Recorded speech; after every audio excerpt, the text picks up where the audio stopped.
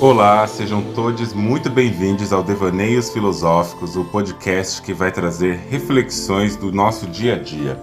O meu nome é Andreone Medrado e esse podcast é um podcast livre, um podcast aberto para discutir coisas que acontecem na sociedade, no cotidiano e que podem ou não afetar a nossa psicologia, a nossa subjetividade e nos ajudar a fazer questionamentos muito mais do que trazer respostas. Então venham comigo, acompanhem aqui nossos episódios e vamos devanear. Você já parou para pensar no tanto de coisas que não são ditas, mas que falam muito sobre nós e sobre a sociedade?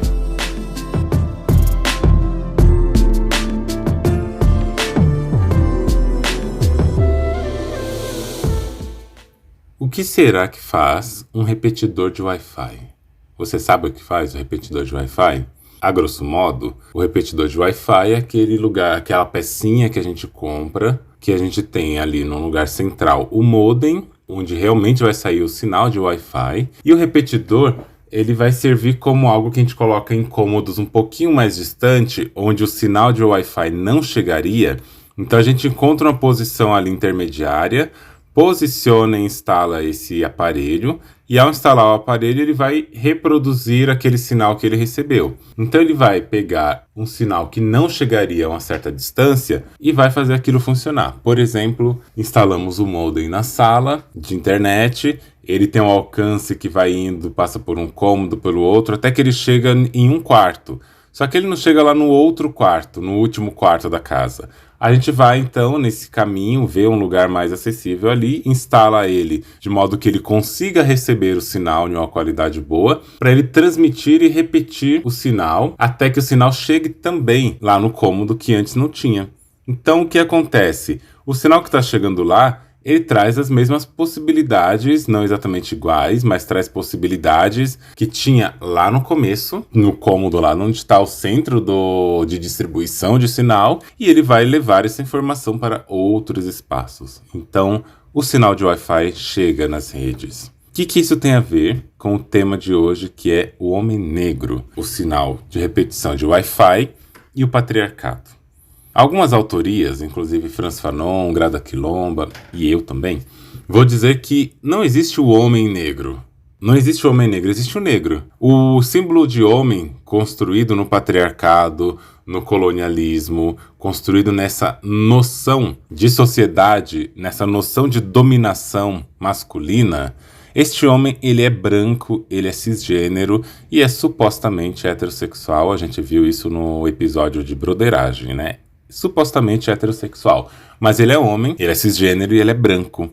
Esse homem branco, ele tem acesso ao patriarcado de modo que ele consegue ter vantagens que são muito além de vantagens, são também privilégios, são também lugares colocados para esse homem onde praticamente todo o funcionamento social, todo o funcionamento de uma estruturação social acerca da dominação, acerca da conquista, acerca de uma série de fatores, está privilegiando este homem com vantagens estruturantes, institucionalizadas no discurso. O que significa dizer que é para esse homem as coisas que são escritas, é para esse homem os ganhos, é para esse homem as conquistas e as buscas e as referências e praticamente tudo. Homens têm grandes vantagens sociais dentro do sistema patriarcal e para poder se satisfazer nessas vantagens, para poder receber tais vantagens que são convertidas socio-historicamente em privilégios, eles subjugam outros corpos, principalmente corpos não homens. E quando a gente fala de corpos não homens,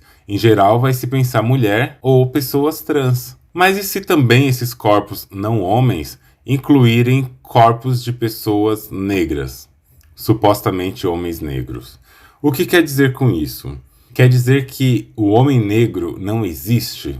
Talvez não exista, mas existe uma representação dele, que socialmente assegura essa noção do patriarcado, dos espaços subjetivos, onde o homem tem a vantagem patriarcal por ser homem. E isso é uma grande polêmica.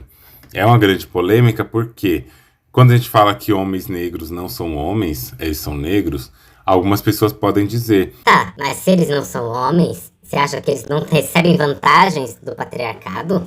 E eu digo assim, recebem. Eles recebem vantagens do sistema patriarcal, eles têm alguma fluidez, obviamente, que é diferente de fluidez de corpos que seriam de mulheres ou de pessoas trans, e eles têm, sim, um espaço que é diferencial, mas não é o espaço do homem branco, necessariamente. Aquele livro que eu sempre recomendo, que é As Cores da Masculinidade, que é um olhar interseccional, né? Mara Viveiros Vigoya vai falar muito sobre isso, de que existem masculinidades diferentes, masculinidades negras que estão associadas com a sua região geográfica, que estão associadas com o seu recurso financeiro, com a sua expressão de gênero, e também a gente pode pensar que tem masculinidades trans, mas nenhuma dessas masculinidades são as masculinidades que de fato estruturam e produzem um patriarcado e que coletam vantagens e privilégios desse patriarcado. E é aí que entra a minha metáfora. É aí que eu falo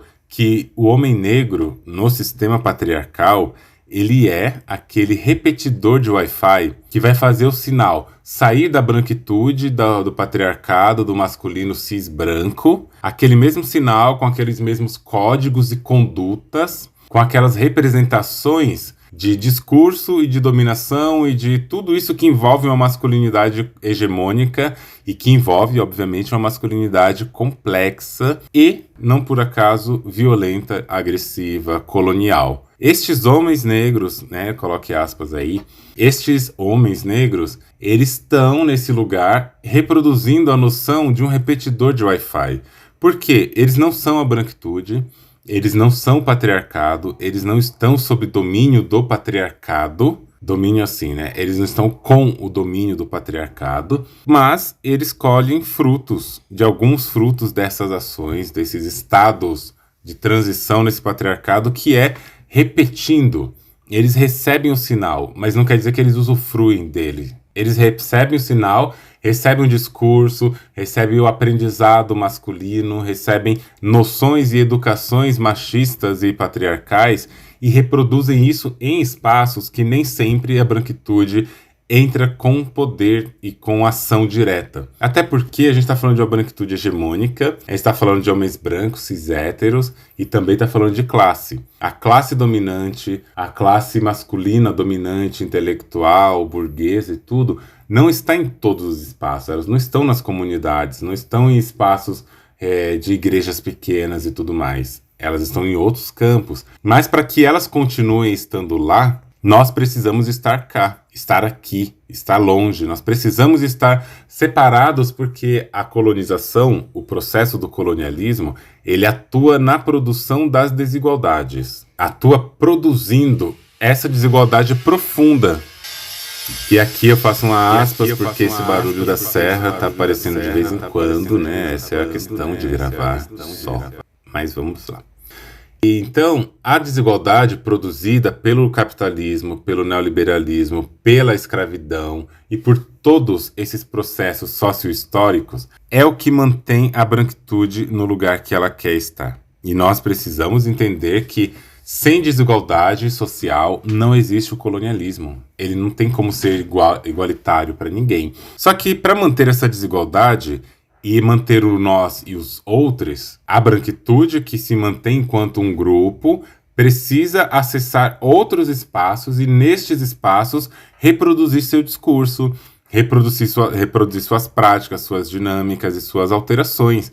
Como que ela faz isso sem estar lá? Ela repete o sinal. E ela tem que achar um corpo, ela tem que achar uma matriz, uma identidade, um lugar onde ela possa reproduzir seus signos, seus significados e seus protocolos, e esses protocolos chegarem até lá e sustentarem a ideia de que o patriarcado está em todo lugar. É uma grande ilusão achar que homens negros se encaixam no patriarcado e que homens negros desfrutam do patriarcado da mesma forma que homens brancos. Isso daí é uma grande falácia, até porque é importante que se fale que eles usufruem do patriarcado e tudo mais, para criar essa falsa sensação de pertencimento, falsa ideia de que de fato eles estão ali vivendo o patriarcado, vivendo as coisas e que eles são homens. Porque se eles se descobrem nesse lugar da negação de ser um homem no patriarcado, se eles se descobrem nesse lugar de violência patriarcal, Quem sabe eles vão partir para um outro lugar que é não reivindicar essa identidade. E a cisgeneridade teria pânico se por alguma razão os homens negros parassem de achar que são homens e parassem de achar que eles precisam reproduzir tudo que o patriarcado fala. Por exemplo, um termo que é muito usado, que é o machão, né? Ai, que machão, que não sei o quê. Esse termo machão, eu acho que a gente devia até evitar usar esse termo associado a pessoas negras, porque ele soa um pouco racista. Eu já fiz uma vez um vídeo explicando sobre isso, mas eu acho que é importante trazer pra gente falando de por que o homem negro talvez não seja esse homem que eles estão falando por aí. Quando a gente fala, por exemplo, do homem negro enquanto machão, quem que é o macho alfa, quem é o homem macho mesmo, cabra macho de verdade, que aparece nas representações imagéticas, nas representações cinematográficas, né? Cinemáticas também. Nas representações de tudo que a gente vê. É o homem branco, aquele homem musculoso, viril, aquele homem provedor, aquele homem MacGyver, o homem que é o Conan, né? Acho que é Conan. Essas pessoas que estão aí fazendo 1001 coisas em prol de uma masculinidade exagerada. Não é o homem negro. O homem negro recebeu, sim, na história títulos de macho, mas quando você tinha, naquelas ocasiões, aqueles anúncios. Vende-se ou procura-se homem negro, macho, com todos os dentes brancos, com muita força para trabalhar no campo de algodão e assim por diante. Esse era o momento em que o homem negro era macho. Até então, o homem negro ele é apenas uma criatura animalizada, uma criatura colocada no seu lugar de trabalho, de produção de trabalho, de massa de produção trabalhista, em situações precárias, com raras ascensões sociais. É muito raro ver um homem negro ascendendo socialmente, tal qual a gente vê o homem branco ascendendo socialmente, ou o homem amarelo. Eu diria até que o homem amarelo também é um repetidor de Wi-Fi, só que ele é um repetidor de Wi-Fi que ele está ali mais próximo ainda do modem, no ponto de que, se naquela comunidade, naquele espaço, tiver algum probleminha com esse repetidor de Wi-Fi, esse repetidor de Wi-Fi ele até consegue, assim, dar uma travadinha, mas o sinal ainda chega lá, ainda usufrui dos benefícios, ainda usufrui de muita coisa que o sistema patriarcal pode produzir para o homem amarelo. Tem a questão da hipossexualização do homem amarelo? Tem a questão dos preconceitos que são colocados quase como qualidades produzindo a minoria modelo? Tem também, mas o homem amarelo, por essas razões, ele não perde fluidez social. Ok, que a que custo ele chega, né, nesses espaços sociais de ascensão, cobranças e tudo mais. Mas eles não perdem fluidez sociais, eles não deixam de estar na sociedade e de se beneficiarem de tudo que acontece. Não à toa tem grandes queixas sobre homens amarelos, profundamente conservadores, machistas, que não olham para si nesse lugar de desconstrução, que estão sempre, né, nesse lugar de produção de uma imagem de si muito associada ao homem branco, quase uma majestade o bebê, nunca crescem, nunca amadurecem. Isso acontece porque tem essa flexibilidade de, não se transformando, continuar agindo e usufruindo de alguns benefícios do patriarcado. Mas será que são homens também? Fica aí o questionamento. Será que homens amarelos são homens? Vocês que são pessoas amarelas que me escutam, que estão pensando e problematizando a respeito, vocês acham que são? Vamos pensar, né? Tem muitas questões por aí. Eu vou falar da minha classe.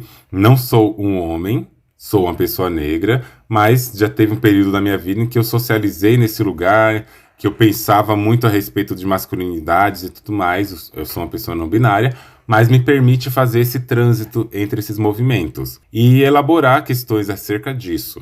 E por muito tempo eu tenho pensado acerca de que, será que homens negros são homens? Então fica muito o questionamento de quais são as coisas que os homens têm acesso na sociedade e por que o homem negro não tem esse lugar. Por exemplo, foi no cruzamento da discussão sobre masculinidades e raça e etnia que me surgiu o incômodo e, quiçá, a ruptura entre a noção de ser homem. O que é esse homem que tanto se instituiu no sistema binário de gênero?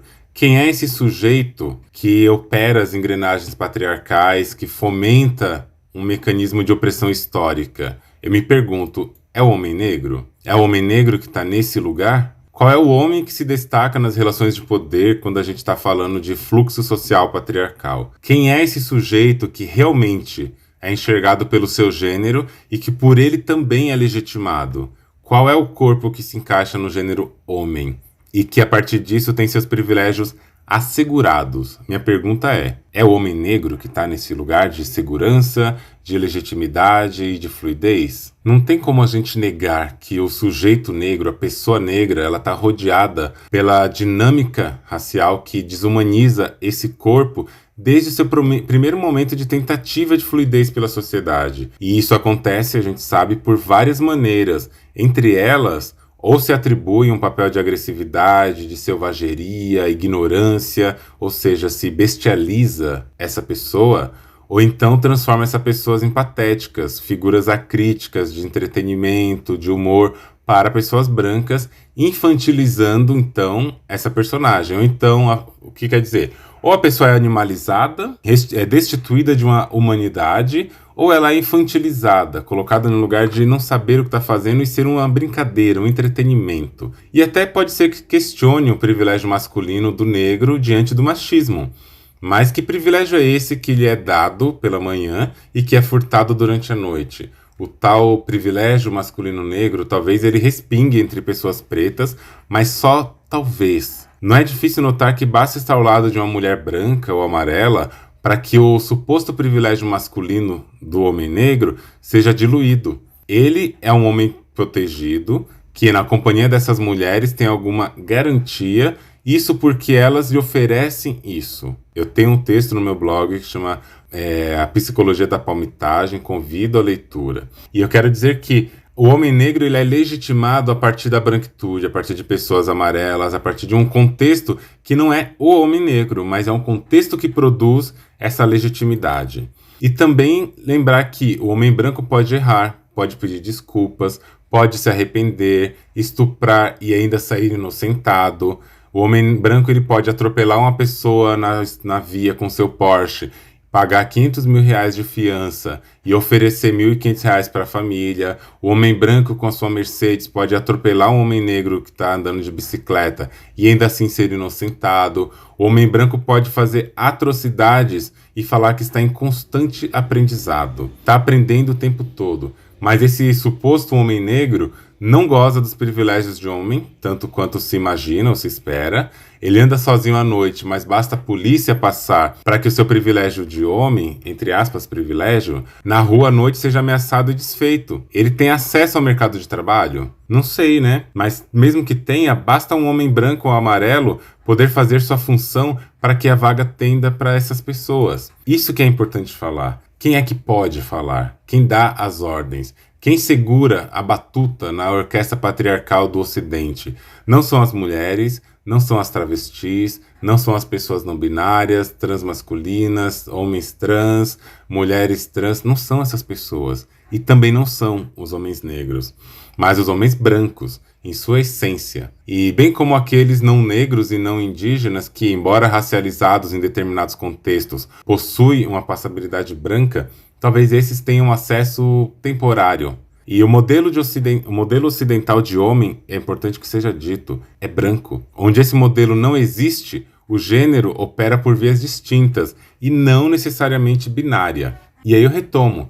A gente não precisa reivindicar a branquitude, tudo aquilo que ela nos nega. Não precisamos ocupar todos os espaços e lugares aos quais disseram que não pertencemos. E quando a gente está falando aqui de Ocidente, conceitualmente, não existe um homem negro nesse lugar de autoridade, de autonomia, de existência. Não há um espaço conceitual para o homem negro no ocidentalismo. E esse binarismo de gênero, ele é, além de outras coisas, também racista. E ele atua nessa não binaridade. Essa não binaridade é o espaço em que o suposto homem negro pode viver, mas que ainda ele recorre à masculinização, ao estereótipo de gênero, para, ao menos, ser transformado ainda mais numa anormalidade social. Você entende? Dá para perceber isso? Entende que essa lógica ao indígena verá no ocidentalismo que ele também não cabe. Não cabe que um indígena também seja um homem tal como a gente vê ocidentalmente. E depois de muito se aprofundar no entendimento e na compreensão dos mecanismos socioculturais, dessa produção mesmo de gênero e na generificação dos corpos pautada em um binarismo que nutre profundamente o sexismo, a gente pode começar a suspeitar de que a forma usada nesse processo é a forma e a fórmula branca. E não precisamos caber nela para a gente existir, embora a gente sabe que existe uma transitoriedade social que passa por essa via. Romper com esse binarismo, entre outras coisas, é poder existir para além dessas comarcas conceituais. E isso também é ser. E aí a gente pensa, né? Negar o binarismo de gênero não torna esse binarismo inexistente. Assim como negar o homem não fará desaparecer esse homem da construção social, dessa reprodução e repetição do sinal de Wi-Fi que eu falei no começo. Mas negar quem somos e quem podemos ser pode nos destruir de quem somos intimamente e nos inserir numa lógica que vai buscar sempre no outro o modelo de existência, a identificação, e isso vai produzir inúmeros sofrimentos e sentimentos de inadequação. Da mesma maneira, vale a gente pensar, sabe? Quando a gente abre mão da identidade de homem, pela qual a gente foi produzida ao longo da vida, não é que a gente está pretendendo com isso apagar no imaginário coletivo e nas memórias de quem conhece esse ser, o que significa isso para eles. Mais importante que isso, eu imagino, é construir o que isso significa para o indivíduo. Quando eu falo de não-binaridade, quando eu falo de mim, a não-binaridade, no meu caso, ela surge na incompatibilidade conceitual entre o que dizem ser homem e o que pode ser o negro, mas ela também surge comigo nessa incompatibilidade da identidade do masculino, de eu não me enxergar dentro dessa identidade, de eu não produzir na minha mente os códigos masculinos como deveriam ser produzidos, de eu realmente não me identificar como tal. Isso me coloca longe do que é ser um homem. Mas, pensando na questão racial, fica essas questões, sabe? Esses lugares de que o homem negro não existe no fundo. Ele tem que ser reinventado se ele quiser muito ocupar esse estranho lugar do homem. Espaços divergentes, incongruências profundas e históricas, posições polares nas relações de poder e de opressão. Por que as pessoas querem se identificar com isso? Para que as pessoas querem entrar nessa lógica? Mas de todo jeito, acho que não custa avisar, né, que esse podcast não roga pela morte de pessoas negras que se consideram homens. Mesmo que esse podcast, que esse episódio tivesse esse poder, não é nem de longe, né, a minha ideia por aqui. Assim como eu não quero dizer que debates sobre masculinidades negras sejam desimportantes. Tem sim um episódio aqui falando sobre grupos reflexivos de masculinidade que eu acho que tem que se repensar para ontem. Tem que transformar o modo como produzem. Tem que aprender a falar disso criticando o patriarcado, que é esse sistema que oprime.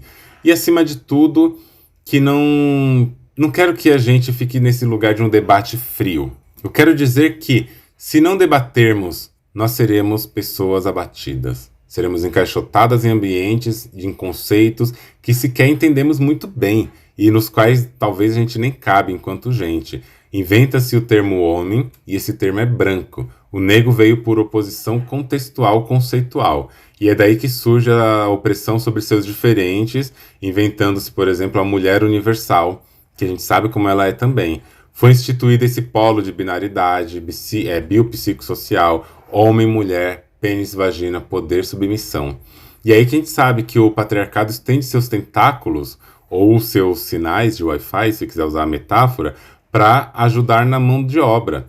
Finge-se estrategicamente que o negro pode também ser o homem, mas só quando convém ao sistema de opressão. O próximo passo a gente vê o que acontece, né? Foi convencer as pessoas a vestirem esse figurino, e isso tem acontecido à custa de dores, sapatos apertados desses figurinos, costuras apertadas ou mal feitas ou desnecessárias, espasmos e identificações e desidentificações.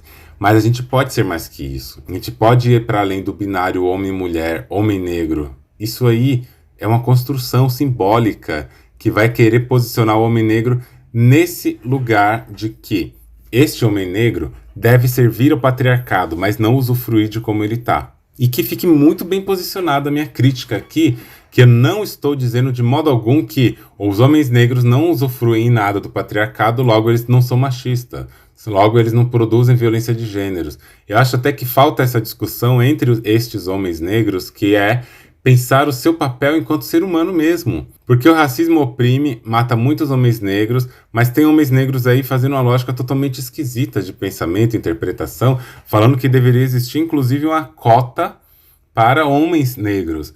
que deveria existir uma cota para esses homens, porque eles sofrem muito mais do que as mulheres e eles estão num lugar de muito mais prejuízo do que as mulheres. Sendo que mulheres, além de negras, são mulheres numa sociedade que, aí talvez nesse lugar a gente fala, mas mulher também não existe, porque a mulher universal é branca. Mas a mulher é o objeto de violência ao qual se investe todo o recurso patriarcal e machista e misógino.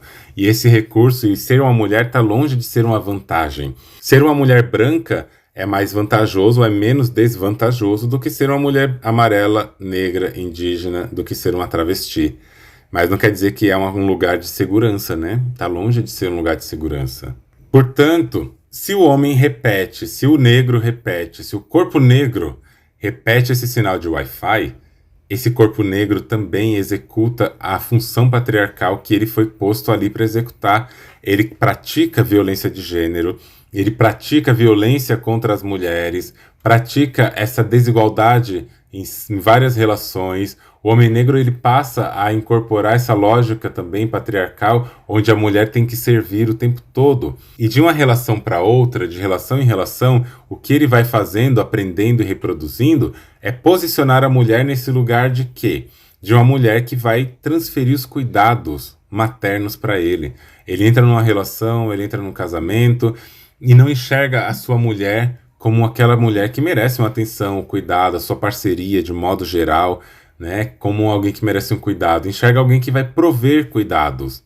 Porque é isso que ele acostumou a esperar das mulheres, das pessoas que vão produzir esse lugar. Porque o patriarcado ele é instaurado nesse ponto. O patriarcado ele é instaurado no ponto da dominação, da servidão, né? Da busca por servidores, por pessoas que vão produzir a servidão para servi-los. O patriarcado também é um lugar de destituição, porque ele destitui as pessoas de sexualidade, de inteligência, de autonomia e de todos os processos que a pessoa tem enquanto ser humano. E homens negros que não compreendem que estão sendo repetidores de Wi-Fi, mesmo não tendo acesso e mesmo não possuindo condições materiais de se garantizar, de se garantir no sistema, eles vão reproduzir técnicas e tecnologias de gênero que são baseadas na violência. É isso que eu acho que é importante a gente pensar. Quando eu faço essa metáfora e trago essa noção de um homem enquanto um repetidor de Wi-Fi, eu não estou querendo apagar a existência dos negros.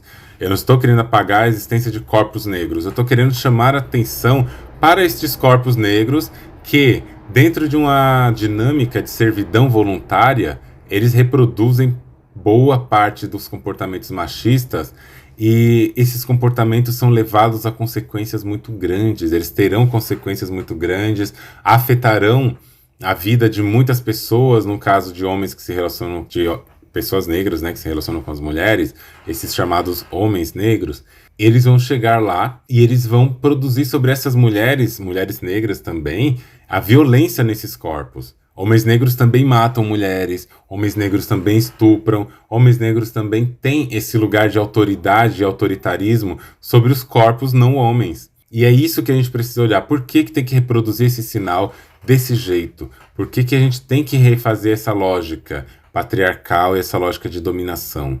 Já que os homens negros querem reivindicar para si também esse termo homem, então que tal pegar esse termo e ressignificar? Pegar esse termo e transformar em um lugar de reinvenção e parar de reproduzir o sinal e que tentar ser a sua própria fonte de sinal. Não dá mais pra gente ficar achando que esse discurso que muitos homens têm falado, porque eu sou um homem negro e eu morro, os homens negros morrem também, maior taxa de assassinato. E, gente, de fato, homens negros são perseguidos pela polícia, ocupam grande espaço nas penitenciárias, são perseguidos na rua, no mercado de trabalho, são preteridos afetivamente em muitos contextos. São pessoas que são pessoas negras numa sociedade racista e a gente nunca vai negar isso, eu nunca negaria uma coisa dessa. Mas usar isso como um modo, uma maneira de se esquivar das responsabilidades e de se esquivar de repensar a prática machista, a prática patriarcal, essa reprodução, essa repetição dos sinais, das dinâmicas e do discurso, é justamente o que o patriarcado e a branquitude querem. É isso mesmo que eles querem, que pessoas não pensem a respeito, não critiquem a respeito e vivam este processo. E nós não precisamos fazer isso. Nós não precisamos nos colocar nesse lugar de reprodutores, de repetidores de sinal. Eu não sou um homem negro, mas eu conheço muitos homens negros que precisam, inclusive nos grupos de reflexão de masculinidade, urgentemente questionar esse lugar do patriarcado que coloca o homem negro como um escravo eterno, um escravo de repetição das práticas. E é isso que eu falo quando eu digo sobre o homem negro, o repetidor de Wi-Fi e o patriarcado. É preciso se entender, se posicionar neste lugar. Essa minha hipótese, ela vem mais pra gente, essa metáfora, pra gente pensar e refletir que coisa é essa, que tipo de homem é esse que estão querendo ser.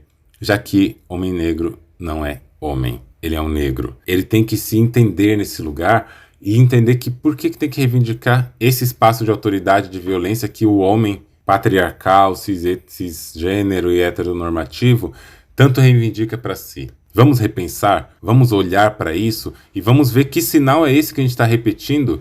Privilégios homens negros não têm, mas eles têm, sem sombra de dúvidas, as vantagens e micro e macro vantagens que repetir o sinal de Wi-Fi da branquitude, do patriarcado, do machismo, da misoginia, vai assegurar a eles nesses espaços de comunidade que eles vivem entre outras pessoas negras.